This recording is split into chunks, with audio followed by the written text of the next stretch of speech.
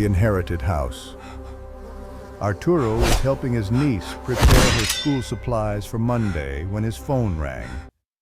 The unfamiliar number from Puebla surprised him. The only connection he had to that city was the house his grandfather had left him. The woman's voice on the other end was urgent, almost frightened. "Arturo, there are people digging holes in your grandfather's yard," she said breathlessly. "I don't know what they're looking for, but the holes are deep. You should come immediately." "Who is this?" Arturo asked, his hand tightening on the phone. "Teresa Vasquez, your grandfather's neighbor. I've lived next door for 30 years. The house has been empty since Don Vicente passed, but now there are strangers digging everywhere. I thought you should know." Arturo thanked her and promised he would come. After hanging up, he stared at the school backpack he'd been organizing, his mind suddenly far away. The house had belonged to his grandfather Vicente, a respected provincial lawyer. It was the only thing the old man had owned, and among his 12 grandchildren he had chosen Arturo. No one questioned it. Arturo and his grandfather had been exceptionally close. He had stayed by the old man's side until his final moment, and it seemed logical that he would inherit that sole possession. "What's wrong, Tio?" his niece asked, noticing his distraction. "Nothing serious, Lucia. Just some business with your great-grandfather's house. I need to go to Puebla tomorrow." That night, after explaining to his wife, Arturo found himself unable to sleep. The house in Puebla had remained untouched for almost a year since his grandfather's passing. Arturo had visited only once after the funeral just to secure the property, but hadn't returned since.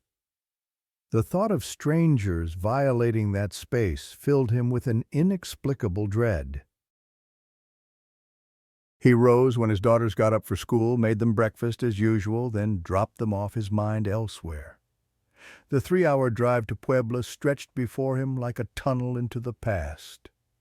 As Arturo navigated through morning traffic, memories of his grandfather flooded back, the stern but fair man who had taught him about dignity and respect, whose rare smiles felt like precious gifts. Vicente had been a complicated man. Respected by everyone in his community, he maintained a reputation for fairness and honesty in his legal practice. Yet there was always something distant about him, something carefully guarded. Arturo was the only one who had glimpsed behind that facade during the last years of Vicente's life. When Arturo finally arrived in Puebla, the neighborhood seemed quieter than he remembered. He parked outside the high stone wall that surrounded his grandfather's property. The gate was closed, and locked the wall intact, the barbed wire in place. There were no signs that anyone had forced entry. He stood there, key in hand, when he felt eyes on him. Looking up, Arturo saw a woman watching him from a second-floor window of the house next door. Their eyes met, and she disappeared from view. Moments later, a young boy opened the front door, waving him over. "Señora Teresa says to come up," the boy said, holding the door wide. Arturo hesitated, then followed. He climbed the stairs, disoriented, never having entered this property before. The smell of dampness and old clothes hit him suddenly. The narrow hallway was lined with religious images, saints with solemn faces watching his progress. He reached what appeared to be Teresa's bedroom and asked permission to enter. Teresa was a thin woman in her 60s with sharp eyes and hair pulled back in a severe bun. She gestured toward the window without greeting. "Look," she said simply, pointing out the window. From her vantage point, Arturo could see his grandfather's entire property, the complete yard where enormous holes had been dug. Someone had been excavating, and not just in one spot, but several. "When did this happen?" Arturo asked, his mouth suddenly dry. "Started yesterday afternoon. 3 men, they didn't look local. They came with shovels and picks, very determined. They knew what they were looking for." "Did you call the police?" Teresa gave him a look that made him feel naive. "The police don't come quickly to this neighborhood, senor. Besides, I thought it better to call you first. It's your property now." Arturo nodded, grateful yet unsettled by her intense gaze. "I should go check the house." "Be careful," she said, her voice dropping. They might still be there. Arturo left Teresa's house, feeling her eyes follow him as he walked to his grandfather's gate. He unlocked it, the metal hinges protesting with a rusty groan that seemed too loud in the quiet street. The front garden was untouched, but as he rounded the side of the house he saw the yard had been violated. 5 large holes had been dug, earth piled haphazardly around them. He gathered his courage, approached the front door, and unlocked it. The smell of disuse greeted him, dust and stillness and the lingering scent of his grandfather's tobacco. It was an elegant house, solid, with the serious style of a provincial lawyer, marble floors, now dulled with age-heavy wooden doors, floor-to-ceiling built-in bookshelves, and a dining room with weighty chairs upholstered in fabric that now smelled musty. Not a rich man's house, but one belonging to someone who had earned respect through hard work, who wanted to display order, discipline, and a certain air of authority in every room. Arturo stood in the foyer, memories washing over him. The quiet afternoons, reading in his grandfather's library during summer visits, the stern lectures on responsibility. The rare moments of tenderness when Vicente would place a hand on his shoulder and tell him he had potential, if only he applied himself. Then another smell hit him: gunpowder. A harsh, metallic aroma like cold smoke that had impregnated the curtains and stored clothing. That was not a memory. That was present, recent. Arturo's pulse quickened as he noticed the second disturbance. Things had been moved. Chairs out of place, drawers, partially opened papers on the floor. It didn't look like a quick robbery, but a desperate search, as if someone had been looking for something very specific. Arturo hadn't brought anything to defend himself, and it wasn't until he was inside breathing that heavy air that he realized the obvious. If there was a smell of gunpowder, there must be guns in here, and someone had recently used them. "Hello?" he called, his voice sounding small in the quiet house. No answer came. He walked slowly, his footsteps echoing too loudly in the silence as he headed toward his grandfather's office. That room had always been the center of the house, large desk shelves filled with legal books, and in a glass cabinet a mounted shotgun. Vicente had shown it to him once, a family heirloom passed down from his own grandfather. "For protection," he had said, though Arturo had never seen him use it. Arturo went straight there, his intention clear to find the shotgun. When he looked at the cabinet, he paled. The mount was empty. His grandfather's shotgun was gone. A wave of vulnerability washed over him. "I should get out of here," Arturo thought, planning to ask Teresa if any of her relatives could accompany him to check the property. It no longer seemed like a good idea to be alone in this house with that smell and without a weapon. But something in the hallway stopped him. From the doorframe of another room he could make out a dark stain on the wall, an irregular splatter that was anything but accidental. Arturo froze. Blood. He walked toward it slowly, with steps that seemed not to advance, as if the air were pushing him backward. The stain grew larger as he approached, spreading like black branches on the wall, and on the floor a dry trail led him to the room's entrance. His heart hammered against his ribs as he peered inside. The scene was incomprehensible at first, a chaotic arrangement of shapes that his mind refused to process. Then, with sickening clarity, it all came into focus. There were 3 people, or at least that's what he could count. The bodies were scattered throughout the room, fragmented by impacts that had left the space looking like a war zone. An overturned chair with splintered wood, a dried puddle that still smelled of iron, and perforated walls as if someone had fired indiscriminately. The remains of clothing, twisted shoes, the grotesque position of limbs. Everything indicated that someone inside had wanted to erase these 3 people in one violent sweep.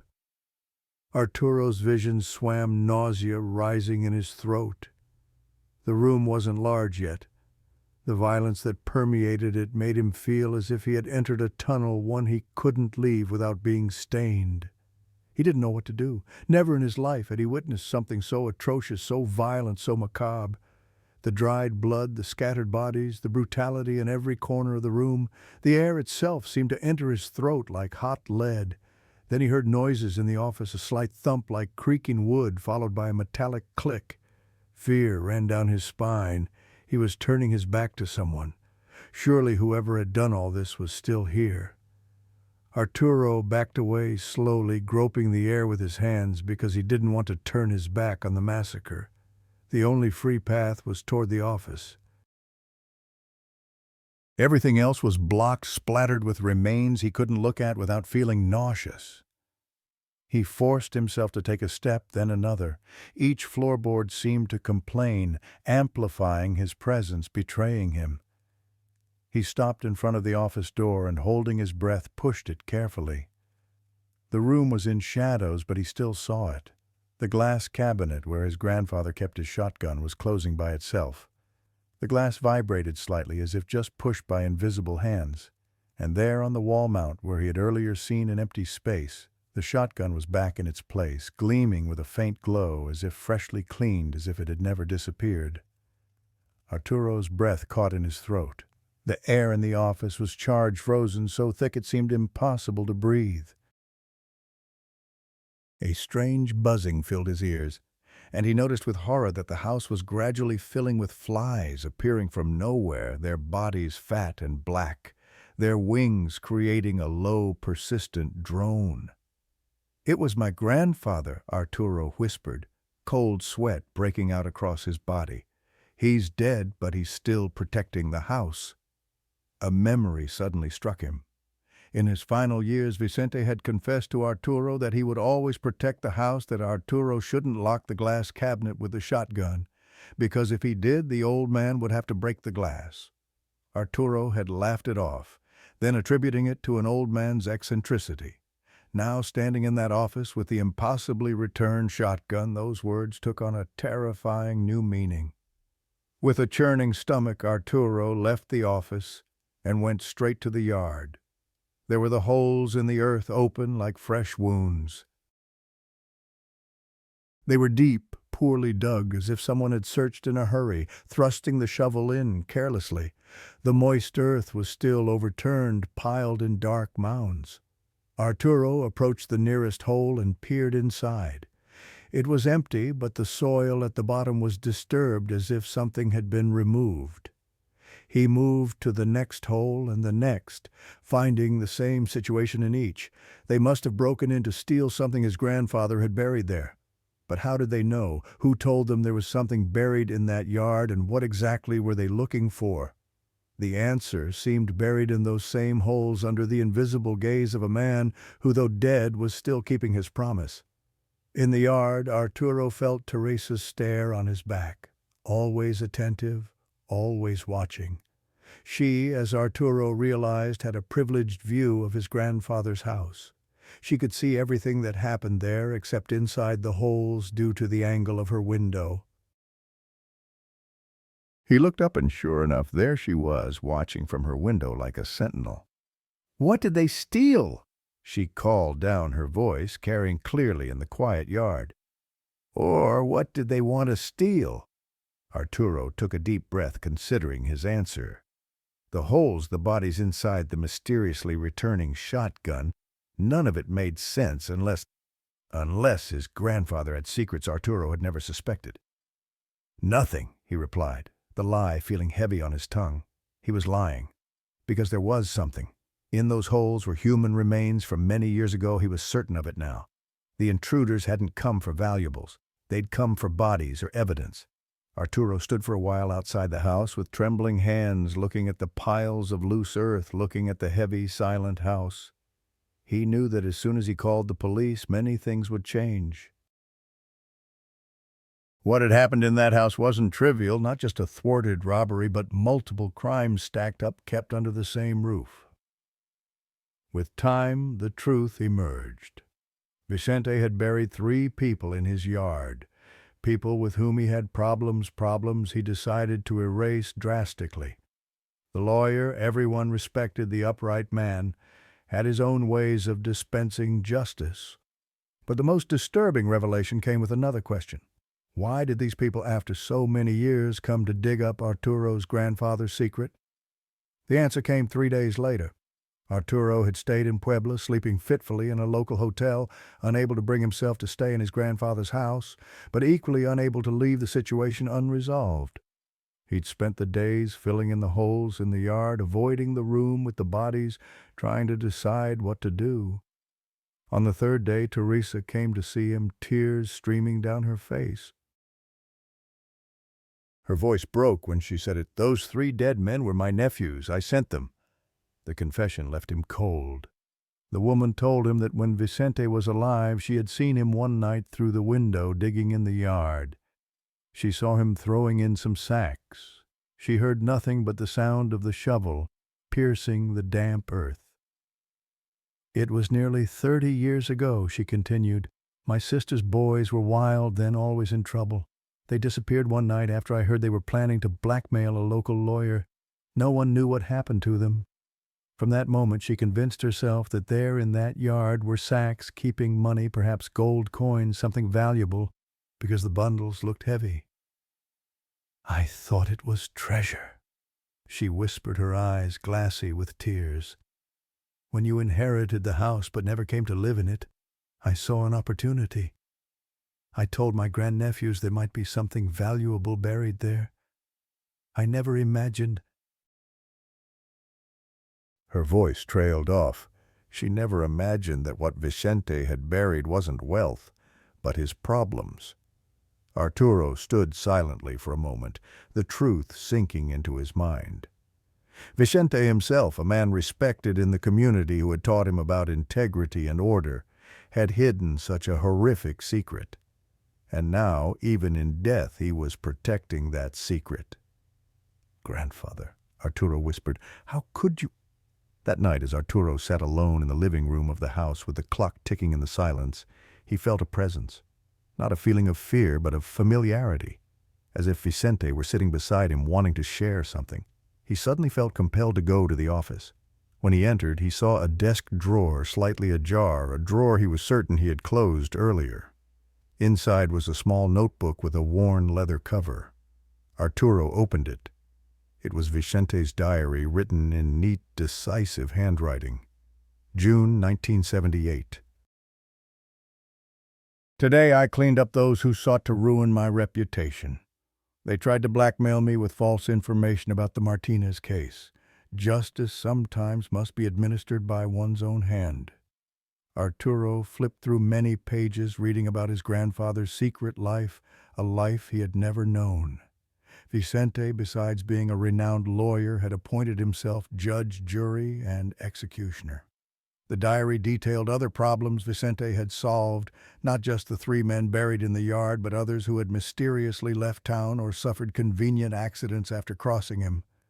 Arturo read with growing horror the grandfather he thought he knew dissolving with each page. When he reached the final page, Arturo's heart froze. Written just days before Vicente's death, "Arturo will soon inherit this house. I will protect it and him even after death. The secrets buried deep in the earth will never be exposed, and whoever dares touch them will pay the price." After all these years, the pieces fit together. Teresa's 3 nephews, or rather her grandnephews, had come to dig up an imagined treasure, but instead they had awakened something far worse, a spirit still protecting its crimes. Arturo looked out the window toward the holes in the yard. He knew what he had to do. Not call the police, but fill in those holes, permanently burying the past. But what about the bodies in the room? The evidence of the most recent crime? As if in answer to his unspoken question, Arturo heard a soft sound from the hallway. He stepped out of the office to find the room with the bodies completely transformed. The walls were clean, the floor spotless. No bodies, no blood, no evidence of violence. Just an empty guest room, dusty from disuse. Arturo gasped, his mind reeling. Had he imagined it all? No, the smell of gunpowder still lingered faintly, and the diary in his hand was real enough. As he closed the notebook, a voice seemed to whisper in his ear, "Family protects family, Arturo, even after death."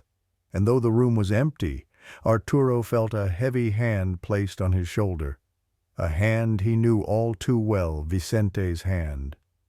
Arturo never called the police. He filled in all the holes in the yard the next day, sold the house a month later to a family who never knew its history, and kept the diary locked away where no one would find it. Sometimes at night he still feels that hand on his shoulder reminding him of the family legacy he carries. For as an ancient warning always says, don't wake the dead, for you never know what they might bring back with them. Disturbed slumber. The Morales family had been waiting for this opportunity for a long time. They were among the fortunate families who arrived early to the neighborhood, who could choose their lots and even participate in planning the streets. Their house wasn't built in one go, it took years and effort. Isabella Morales would proudly tell neighbors that her family had built everything with honestly earned money from sweat and tears and relentless effort. Her husband Javier had worked double shifts at the factory for 15 years, while she managed a small but thriving grocery store.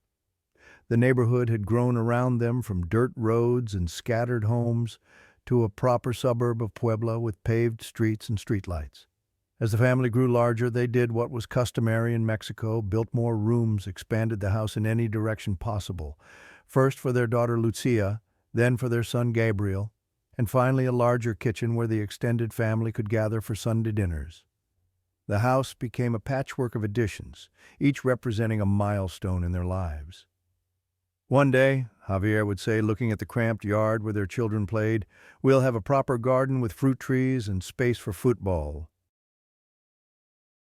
That dream seemed impossible until the day they had the opportunity to buy the adjacent lot at an unbelievably cheap price. Their longtime neighbors, the Ortega family on the left plot, had no children and had left the land to a niece who had never visited them. "It's a rare opportunity," Javier told Isabella one evening as they sat on their small patio. "We can expand the house, build that garden I've always wanted for the kids." Isabella nodded, calculating figures in her head. "We've saved enough for the down payment. The bank might give us a loan for the rest." They contacted the niece Ana Ortega, offering cash and practically buying the land at a giveaway price. Ana, living in a distant city and never caring about her inherited plot, gladly accepted the offer. "I didn't even know where my aunt and uncle lived," she said while signing the papers. "It's good that the land will be put to use." Isabella noticed something odd in the woman's manner, a certain eagerness to be rid of the property as if it were a burden rather than an asset. But the price was too good to question, and soon the deed was transferred to the Morales name. Just a week after completing the paperwork, the Morales family began their expansion plans. They hired 2 construction workers, Ramon and Daniel, to help dig the foundation for the extension. "We'll start with a new bedroom for Gabriel," Isabella said, pointing toward her 18-year-old son. "Then later, an expanded living room." Gabriel, a tall young man preparing for university, was excited about having a larger personal space. "Can I design my room myself, Mom?" he asked, his eyes lighting up. Isabella smiled and nodded. "Of course you can, son." Gabriel had always been their pride, intelligent, hard-working, and kind. He had secured a scholarship to the National University, the first in their family to attend college. His future stretched bright before him, full of possibilities neither Isabella nor Javier had enjoyed. None of them could have imagined that this simple decision to expand would awaken a nightmare that had been sleeping for many years. On a hot Wednesday morning, Ramon and Daniel began digging for the new foundation. Javier stayed home to supervise the work while Isabella went to her job at the local grocery store. "Be careful with the water pipes," Javier reminded them as they began sinking their shovels into the earth. The day was particularly humid, the sky threatening rain that never came. By noon, both workers had removed their shirts, their bodies glistening with sweat as they dug into the hard soil. Gabriel brought them water, occasionally curious about the progress of what would become his new room. They had been digging for about 2 hours when Ramon's shovel hit something hard. He thought it was a rock, a common obstacle when digging in this area.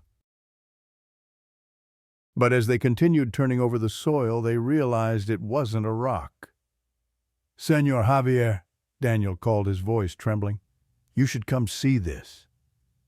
Javier approached and looked down. In the earth were long bones, yellowish, brittle.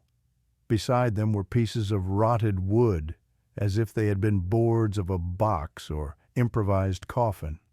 In the damp earth also appeared scraps of fabric so decomposed they were barely recognizable as having once been clothing.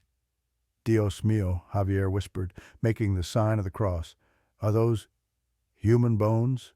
Ramon nodded, his face pale despite the heat. "I think so, senor." Gabriel had come out to see what the commotion was about. He stood at the edge of the hole, his face a mixture of fascination and horror. "Maybe it's an ancient burial site," he suggested. "Like Aztec or something." Javier gestured for his son to step back. "Don't get too close, Gabriel." They continued digging more carefully and found more items. Deeper they found metal objects, rusty nails, a broken lock, corroded buttons, and even gold coins, dirty but recognizable with a shine that survived beneath the mud. Alongside them were ordinary coins and some old tokens that no longer held any value.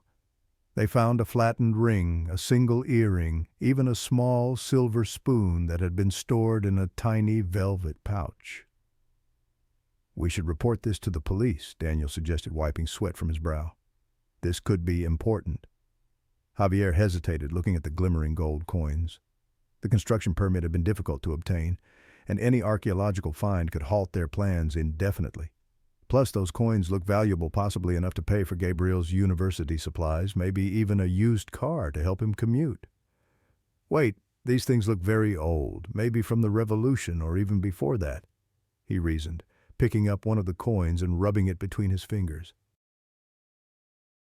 "But these are human remains, senor," Ramon emphasized, clearly uncomfortable. "Someone was buried here." "Yes, but who knows how long they've been there? 100 years, 200? It could be an old grave from wartime," Javier reasoned, his eyes still not leaving the coins. "Let's keep this quiet. I'll discuss it with my wife first." Gabriel seemed about to protest, but fell silent when his father gave him a sharp look. With reluctance, the two workers agreed to continue working, setting the valuable items aside. Javier collected them in a box, instructing the men to keep digging but to be careful with any other remains they found. That night, Javier showed Isabella what they had found. The kitchen table was covered with the small treasures they'd unearthed, coins, jewelry, metal objects that might have been personal possessions. "We need to keep this quiet," he said. "If the authorities find out, they'll halt the construction and take away all of these things." Isabella was uncomfortable with the idea of examining a gold coin with obvious age and value. "But what about the bones?" she asked. "We'll handle them discreetly," Javier assured his wife. "Look, Isabella, this could help pay for Gabriel's education. It's not like we're hurting anyone. Whoever was buried there has been dead for generations." It wasn't a complete skeleton. There was an intact femur, a section of rib cage, several loose vertebrae. They found a jawbone with a few teeth still lodged in the dried gum. The skull was fragmented, as if it had been broken long before burial. There were small bones that appeared to be from hands, along with others they couldn't identify, all mixed with black earth and dry roots. They kept some of the items, the coins and pieces that seemed valuable. The rest they put into garbage bags without thinking much about it. Even the bones ended up piled like waste with pieces of rotten fabric stuck to them. "Tomorrow we'll dispose of them," Javier said, sealing the bags tightly. "The garbage truck comes in the morning." Gabriel had been quiet throughout this conversation, a troubled look on his face. "I don't think this is right," he finally said. "Those were someone's remains." "Son, they've been there for a century at least," Javier replied. "No one remembers them or cares anymore." "How do you know?" Gabriel challenged. "Every culture has rules about respecting the dead." "That's enough," Javier said firmly. "Go to your room. We're doing what's best for this family." Gabriel left his shoulders tense with disapproval. Isabella watched him go, a knot of worry forming in her stomach. She shared her son's unease but said nothing, trusting her husband's judgment. On Friday evening, 2 days after finding the remains, Isabella and Javier returned home from an evening with friends to find a crowd gathered outside their house. Cries and screams echoed through the night. "What's happening?" Isabella asked as they hurriedly exited their car. A neighbor, Elena, ran over with tears streaming down her face. "Gabriel, your son, he... Oh my God." Isabella's heart nearly stopped. They pushed through the crowd and looked up. Gabriel, their son, was hanging among the electrical cables on the rooftop, his body entangled as if he had caught himself in them. No one understood what he was doing up there or how he ended up trapped like that. "Gabriel!" Isabella screamed, nearly fainting. Javier had to hold her back as rescuers tried to bring him down, but it was too late. Gabriel was dead. That night, in profound grief, Javier and Isabella couldn't understand what had happened. Gabriel, a healthy and intelligent young man, had no reason to go up to the roof alone, and he had never under any circumstances been careless enough to get entangled in electrical wires. "It makes no sense," Javier said through tears, holding his wife as she sobbed uncontrollably. "No sense at all." The police investigation concluded it was an accident. Perhaps Gabriel had gone up to retrieve something or fix an antenna. But Isabella couldn't shake the feeling that something else had happened, something connected to the bones they had disturbed. The next day, Saturday afternoon, as the family was preparing for Gabriel's funeral, the phone rang. It was Daniel's wife, one of the construction workers. "Daniel is dead," the sobbing woman said. "An accident. The bus he was riding crashed straight into a pole on a completely clear street. Everyone else survived. Only he flew through the windshield." Isabella looked at Javier, her eyes wide with horror. 2 deaths in 2 days. "My God, this is not a coincidence," she whispered. Javier, still in shock from losing his son, could only shake his head in disbelief. "It must be," he insisted weakly. "It has to be." On Sunday morning, their fears materialized when they heard that Ramon, the other worker, had fallen from a scaffold that was only about 2 meters high. That slight fall was enough to break his neck in front of everyone. 3 consecutive days, 3 consecutive deaths. The garbage truck where they had disposed of the human bones never reached the landfill. It was found around the corner from the sports center, improperly parked with the bags open in the back. The drivers never returned to work. Their families searched for them. They said they knew nothing, that they had gone out on their route as usual and never returned. Isabella collapsed in grief and fear. She knew in her heart that these deaths were not coincidental. "It's the bones," she whispered to Javier as they prepared for their son's funeral. "We've done something terrible." Javier, once skeptical, now trembled in fear. "How can we know?" he asked, his voice hollow with grief. "How can we know it's because of that? 3 deaths, Javier, 3. After we dug up bones and threw them away like trash." Javier had no answer. The bright future they had planned lay in ruins. Their son was gone, and a shadow seemed to hang over their home, over their lives. On Sunday, when Isabella buried her son in the neighborhood cemetery, she returned home accompanied by several relatives. The house was filled with mourners bringing food, offering condolences. But outside, a woman was waiting, dressed simply with a small box in her hands. She wasn't one of the neighbors. Isabella had never seen her before. The woman approached and asked Isabella if they could speak privately. Something in her eyes, a haunted, fearful look, made Isabella agree immediately. They entered the house together and sat in the yard, away from the others. There the woman handed Isabella the box. "I don't know you," the woman said, her hands shaking. "And I wouldn't be here if I had any choice." When Isabella opened the box, she immediately recognized scraps of damp fabric, rusty coins, and fragments of bone that had been thrown away. "These are the remains you dug up from the adjoining plot," the woman said calmly. "Please return them to their place. Give them a dignified burial as soon as possible, because if not, the misfortune won't stop with your son. There's still enough to end the lives of many other members of your family." Isabella, still grieving from having buried her son just hours ago, asked the woman who she was, or why she dared say such madness on such a painful day. The woman, the messenger, burst into tears.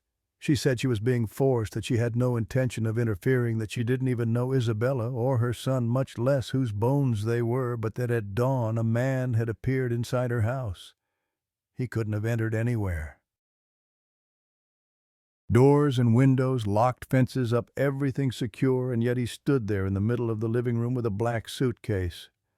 When he opened it, inside was a bag with remains, bones, rotten rags, coins, and rusty nails. The man didn't raise his voice or touch her, but just by looking at her he made it clear that she had to bring this box to the owner of the land where the grave was. "He wasn't alive?" the woman whispered, her eyes wide with remembered terror. "I could see through him like looking through dirty glass, and his clothes, they were old, like from another time." Isabella stood frozen as she heard the story. She watched as the visitor left, still crying, but lighter, as if she had fulfilled what she was ordered to do. Now alone, Isabella knelt before the remains. With trembling hands, she apologized aloud, promising that early the next morning she would bury them again, as it was too late to do it that night. But at that instant a heart-rending scream rang out in the street, so loud and so close that it ran down her spine like ice. Fear overwhelmed her, and instead of waiting, she decided to bury them immediately that same night, as if her life depended on it. She didn't tell Javier. He was sedated, sleeping fitfully after the funeral. Isabella took a shovel from the garage and went to the exact spot where they had found the remains.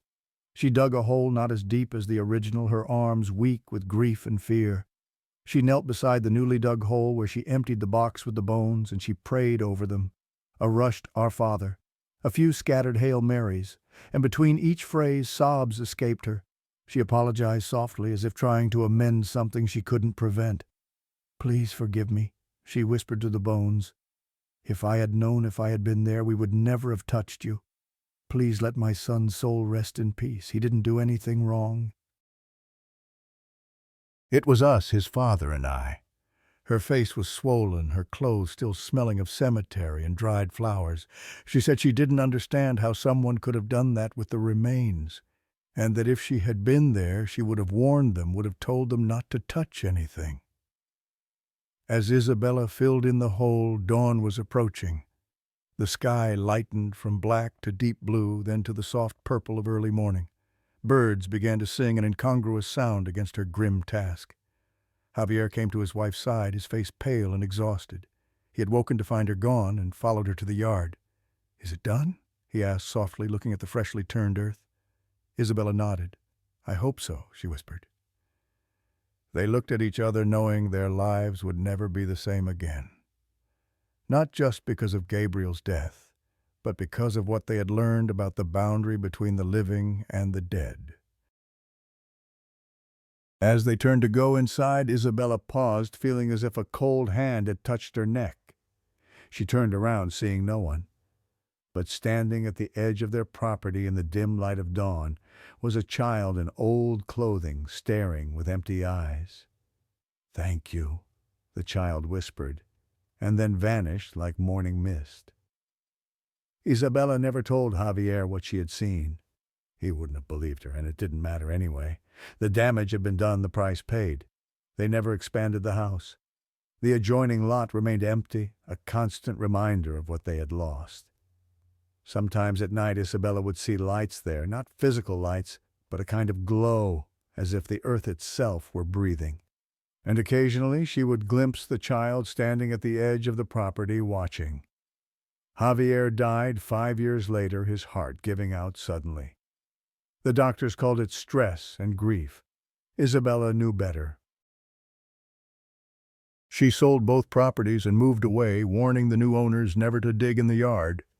For those who don't know, this is a lesson, a powerful lesson if you want to quickly bring a curse upon yourself. Disturb the sleep of the dead and then tell me about it. The chosen one. Martin's father and grandfather had fought in the Mexican Revolution. Growing up, Martin would sit at his grandfather's feet listening to stories of battle of sacrifice, of a country torn apart and remade. People lived with the bare minimum, his grandfather would tell him, always afraid that soldiers would come to confiscate livestock, food, or take men away to fight. The revolution wasn't one war, Rodrigo Vega would say, his weathered hands gesturing as if mapping out battle lines. It was 100 small wars fought in villages and fields, on mountains and in deserts. Sometimes we didn't even know who we were fighting for, only that we were fighting. The railroad passed by full of troops and weapons, and the air was permeated with the feeling that there was no turning back, that war was seeping into every corner. Towns that had stood for centuries were reduced to rubble, families scattered like leaves in the wind. Martin would study his grandfather's face as he spoke, the deep lines around his eyes, the scar that ran from temple to jaw, the look of someone who had seen too much, but somehow survived it all. Rodrigo had lived to the extraordinary age of 110, his mind sharp until the end, his body remarkably resilient despite the hardships he had endured. The way stories are preserved and become legends is by telling them over and over again. And so Martin now found himself telling his own grandchildren the stories his grandfather had told him. The day the announcement came that the general was calling for men, Martin recounted, just as Rodrigo had done decades before, they woke up early, they gave them a good breakfast because they knew food would be scarce afterward. They gathered in the square to hear a motivating speech talking about freedom, that they were fighting against Diaz's dictatorship, and that the cause was just. Many said goodbye to their families with tears, knowing that not all would return. Then they boarded the train cars, packed with men wearing wide-brimmed hats and carbines, their gazes lost toward the desert. Rodrigo had been just 19 when he joined the revolutionaries, a farm boy with little education but a strong sense of justice. He had seen the wealthy landowners exploit the peasants, had watched his own father work himself to death on land that would never be his. When the call came to fight, Rodrigo didn't hesitate. They set up camp in a day and a half, erecting tents with tattered canvas and lighting campfires that barely illuminated the sand. The desert nights were cold, the days blistering. Men huddled together for warmth, sharing meager rations and stories of home. Time was counted. Everyone knew there would be shots, machetes, cannons, and that the dead would be left scattered in the streets. The anticipation of battle hung over them like a cloud, heavy and inescapable. The day the general ordered them to leave camp, they gathered again, lined up with rifles on their shoulders, and marched along the Rio Grande with desert wind hitting their faces. Some men prayed quietly, others sang revolutionary songs to keep their spirits up. Rodrigo walked in silence, his thoughts on the family he had left behind, a young wife, a newborn son, an aging mother. On the way, they were made to pass through a plain where men were digging graves. They were long pits dug with shovels in the dry earth, methodical preparations for the coming slaughter. The sight sent a wave of murmurs through the troops. Some men crossed themselves, others looked away. Rodrigo separated slightly from the formation and approached one of the diggers, a gaunt man with hollow eyes. "Who are these graves for?" he asked, though in his heart he already knew. The man paused in his work, leaning on his shovel. He gave Rodrigo a look of tired pity. "For you, who else?" he replied without stopping his shovel. "Now we have time, and that colonel over there told us to get ahead." Rodrigo felt a chill run down his spine at that. A bad omen, they were digging graves in advance for those about to fight, as if fate were already sealed. He rejoined his unit, the image of those open graves burned into his mind. That night, he couldn't sleep, imagining himself lying in one of those pits covered with dry earth, forgotten. The battle, when it came, was chaos. Men fell around him, some crying out for their mothers, others dying in silent shock. Bullets whizzed past his head, cannons shook the ground, and the air filled with dust and gunpowder. Rodrigo fought mechanically, aiming and firing, moving forward when ordered, retreating when necessary. When it ended, the streets were filled with bodies. No one knew how many or which side they were from. All that could be seen was the stained earth and dust clinging to dried blood. The smell was indescribable, a mixture of gunpowder blood and the beginning of decay under the hot sun. The revolutionaries who could still walk carried their comrades on their backs or on borrowed beasts because they didn't want to leave them lying like dogs. They needed to be buried, even if in improvised graves by the roadside. Rodrigo helped carry 3 men he had known from his village, their bodies heavy with death, their faces unrecognizable from their wounds. Names and exact numbers didn't survive in the records. What remained in the collective memory was the image of men dragging their dead, a procession of the living, honoring those who had fallen. When they returned to camp, they began the grim task of burying their comrades in the prepared graves. One by one, the pits were filled, prayers were said, and crude markers were placed. But when the last body was laid to rest, they realized something strange. One grave remained empty. The diggers had prepared exactly the right number of graves for those who fell +1. People whispered about it, some seeing it as a miracle, others as a miscalculation. But Rodrigo, from the moment he knew it, swore it had been meant for him. He told Martin years later that in the middle of the gunfight, he had felt the hard blow of a bullet that grazed his ear so close that it tore off a piece of skin and left a metallic buzz in his head that lasted 2 whole days. The ringing accompanied him day and night as if the shot were still sounding inside him. "I should have died," Rodrigo would say, touching his scarred ear. "The bullet had my name on it. I felt it pass through the space where my head had been a split second before.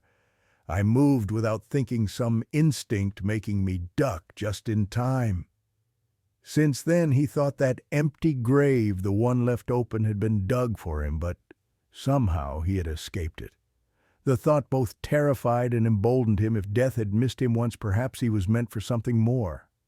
The revolution dragged on for years, and during that time many never saw their families again. They went hungry, ate what they could, and when they reached a village they also looted. But they said it was in the name of the cause. Rodrigo wrote letters when he could, though few reached his family. The war had disrupted everything: mail service, transportation, the very fabric of society. He fought in a dozen more battles, saw commanders come and go, witnessed betrayals and heroism in equal measure. The truth was that the war made them depend on people in villages who supported them with tortillas, beans, or a roof. Sometimes they just came to ravage what little there was if necessity pressed. Rodrigo hated those moments, seeing the fear in villagers' eyes, knowing they were taking food from children's mouths, even if it was for the revolution. The next time they were called to fight, the atmosphere felt grimmer.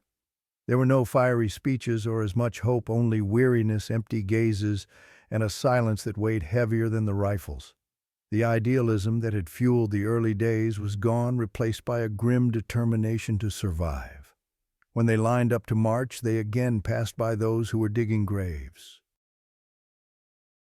The shovels entered the earth with mechanical movements, and the sensation that the dry sound of metal on the ground caused was worse than that of the cannons. Rodrigo found himself counting the pits, wondering if one was meant for him this time. The battle was bloodier than the first, a desperate clash between forces that had learned the cost of war but couldn't stop fighting. Rodrigo fought like a man possessed, as if proving to death that it couldn't claim him. Around him, men he'd shared meals with, men whose stories and families he knew, fell to bullets and blades. When it ended, the streets again lay full of dead. No one counted them, no one recorded them, but they say there were so many that the air itself seemed to smell of opened flesh. And as before, the survivors carried their dead, back-broken men, walking with bodies on their shoulders, seeking to bury them away from the battlefield.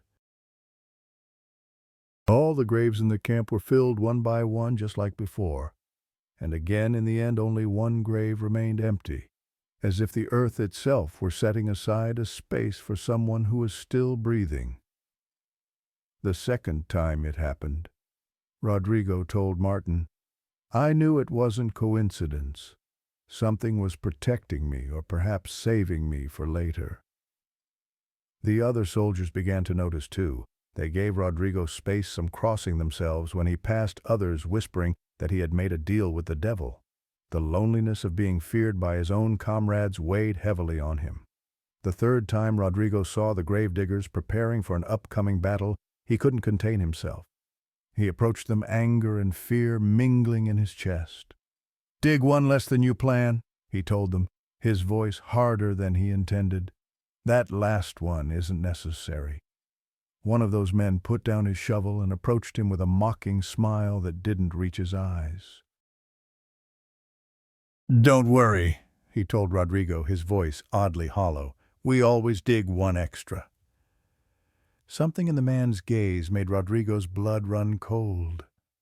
No one found the exchange funny, and when everyone turned to confront the strange digger, he was no longer there, as if he had vanished into the dry desert air. Rodrigo returned alive from that battle too, having survived a bayonet thrust that should have pierced his heart but somehow slid along his ribs instead. And guess what? It happened again. Again, only one grave remained empty. That night the atmosphere in the camp had something different about it too, gloomy even for men who had seen battle. The cold penetrated to the bones despite the fires. The wind carried dust and ashes from extinguished fires, whispering like voices just beyond hearing. The men slept amid snores, dry coughs, and tired sighs. In the distance, dogs could be heard howling as if they smelled what remained on the battlefield. Rodrigo woke up to crying. It was soft, heart-wrenching, and came from the area of the graves. At first he thought it was a wounded man who had been overlooked, or perhaps one of his comrades mourning a fallen friend. But as he approached the source of the sound, he felt a dread unlike anything he had experienced in battle. He rose with an aching heart and walked among shadows until he reached the empty grave. The moonlight cast the scene in silver and black, the open pit a darker void in the earth. There, around the empty grave, he saw a woman, 2 children, and an old woman crying. Their figures were faint as if made of mist, but he recognized their faces. They were his children, his wife, and his mother. But how could it be? They were thousands of kilometers away. They didn't even know where he was. There was no way they could be there. Yet, as he advanced forward, crying, begging them to look at him, he saw them slowly rise and without a word vanish into the darkness. The silence they left behind was more terrible than their cries had been. At dawn, a terrible idea entered his head. That grave couldn't remain empty. It was waiting for him, calling to him, and as long as it remained open, his family would suffer, thinking him dead or soon to be. He went to look for a body. He walked to the streets where the enemy dead still lay scattered, those whom no one picked up because the government left them to rot there nameless without return home. There were several, but he looked for one that resembled him, similar height and build features that might pass for his own in death. When he found such a man, he dragged the body with trembling hands back to camp, threw it into the hole, and began covering it with earth. Each shovelful was a heavy blow that silenced the cries of his family in his memory. He worked frantically, as if racing against the coming day, against fate itself. When he finished, he knelt beside the grave and moaned, "I've cheated death, haven't I? I've cheated it." But in his heart he wondered if he had merely postponed the inevitable, if he had made a bargain he would someday regret. In the following battles the shadow grew heavier over him. Where others fell from a bullet to the forehead or run through by a bayonet, he would emerge staggering, covered in blood that wasn't his. His comrades began to whisper behind his back that the devil himself was protecting him because it was impossible for someone to come out unscathed from so many massacres. They looked at him with suspicion, with a silent fear, as if he bore an invisible mark that set him apart from the fate of others. Rodrigo found himself eating alone, sleeping apart from the others, becoming a ghost among the living. Rodrigo recounted to Martin that once in the middle of a gunfight, he was knocked down by the blast of a cannon. When he fell, he was buried under 3 mutilated bodies. The Federals who advanced saw him lying there inert, mixed with the shredded flesh, and presumed him dead. So he survived, smelling the hot blood of others, barely breathing under the weight of warm corpses. For hours he lay there afraid to move, listening to the sounds of battle fade and the moans of the dying grow quiet. Another time, when the cavalry passed through ravaging, he was lying in a ditch next to a comrade who had lost half his face. Mud and blood covered him completely, and the horses in their race trampled him without distinguishing him from the pile. He felt the hooves grazing his skull, and yet when he raised his head, the animals had gone, leaving everyone else crushed except him. He emerged from that ditch with horseshoe prints on his back, yet not a bone broken. They say that in the Revolution more than 1 million lives were lost. Each battle swallowed entire villages, whole families, young men who barely knew the land they were defending. But they also say that with all that blood, a country earned the right to rise up against those who had it chained. Rodrigo was there from beginning to end. He didn't just fight. He honored the dead, remembered the names of his comrades, and kept silent in memory of those who remained lying in the streets and fields. When the fighting finally ended, Rodrigo returned home, a journey that took weeks on foot and by hitched rides. He found his village changed, some homes abandoned, others rebuilt, new faces among the familiar ones. His sons were already grown boys, not the small children he had left behind. His wife and mother received him in tears, not quite believing he had returned. "We thought you were dead," his wife told him. "For years we had no word." Years later they recounted to Martin that while Rodrigo was at war, from time to time a man would come to visit carrying a shovel. He would knock on the door, tell them that Rodrigo was fine, that they shouldn't cry for him, that they shouldn't consider him dead, and he would always leave in silence, as if coming from an unknown place. "He came on the nights when I had given up hope," Rodrigo's wife explained. "When I was sure your grandfather must be dead. The man never gave his name, never accepted food or drink.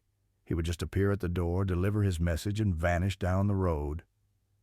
The last thing Rodrigo told Martin was what happened to him when he was returning home victorious with the other revolutionaries. When getting off the train at the station nearest his village, he was intercepted by a woman unlike any he had seen before. He described her with a pale face, as if her skin were hanging loose, and a strong smell damp like freshly removed earth. Her eyes were black pools without light, her clothes from another era. She blocked his path on the trail, staring at him, and in a muted voice told him that it couldn't be that he was a dead man, that his body was already underground and worms were eating it. Trembling, he showed her his hand. She touched it and said that it was warm, that he couldn't be dead. She remained silent for a moment, studying him as if seeing through him, and then, almost whispering, she said to him, "You will live a very, very long time," and let him go. Rodrigo never saw her again, but her words proved prophetic. While his comrades from the revolution aged and died, Rodrigo remained robust. He worked his fields well into his 90s, outlived his wife and most of his children, and became something of a local legend. Martin still keeps a photo of himself and Rodrigo. In it, the old man holds Martin on his knees when he was just 4 years old. In the photo, his gaze looks tired, but his hands still strong, still capable despite his advanced age. The strange woman had been right. Rodrigo lived to be 110 years old, witnessing a century of Mexico's history from the revolution to the modern era. He saw his country transform, saw technology replace the horses and rifles of his youth, saw his grandchildren and great-grandchildren grow up in a world he barely recognized. When Rodrigo's eyes closed for the last time, they say he smiled, as if he had finally found his grave, the grave he had escaped for too long. As if he were greeting an old friend he had kept waiting. Those attending the funeral recounted that when they lowered the coffin, the earth opened easily as if it had been waiting for him for a century. And as the last person left, they swore they saw a figure standing by the grave, a man with a shovel, nodding in satisfaction. Martin believes this story. He believes that his grandfather had somehow bargained with death, had filled an empty grave with another man's body, and lived on borrowed time. He believes that the grave digger who appeared to his grandmother during the war was Death himself, keeping a promise that Rodrigo would return. Because as the ancient spirits know well, death always takes what belongs to it. It can patiently wait even for a century, but eventually it will call you home. Because in the end, no one truly cheats death. We only borrow time. Martin tells this story to his grandchildren as a warning and a comfort that life is precious because it is limited, that every day lived is a gift not to be wasted. And sometimes when he visits his grandfather's grave, he thinks he sees a figure in the distance leaning on a shovel, watching, waiting.